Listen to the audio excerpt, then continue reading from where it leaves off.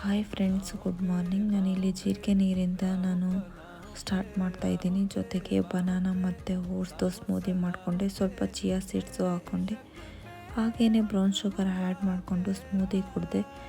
ನಂತರ ಇವತ್ತು ಬೇರೆ ಕೆಲಸ ಇತ್ತು, ಹಾಗಾಗಿ ನಾನು ಕಾರ್ಪೊರೇಷನ್ ಸರ್ಕಲ್ ಕಡೆ ಹೋಗಿದ್ದೆ. ಆ ಕೆಲಸನೂ ಮುಗಿಸ್ಕೊಂಡು ಬರೋದು ಸ್ವಲ್ಪ ಲೇಟ್ ಆಗಿತ್ತು. ಹಾಗೆಯೇ ಬರ್ತಾ ಊಟ ಮಾಡಿಕೊಂಡು ನಾನು ಬಂದೆ.